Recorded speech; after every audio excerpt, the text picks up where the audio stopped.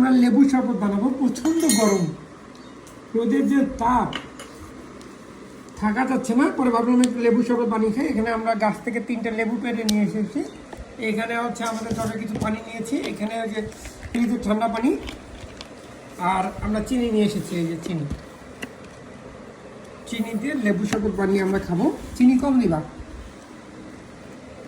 ওকে। চিনির পাশাপাশি আমরা একটু লবণও দেবো, এই যে লবণ।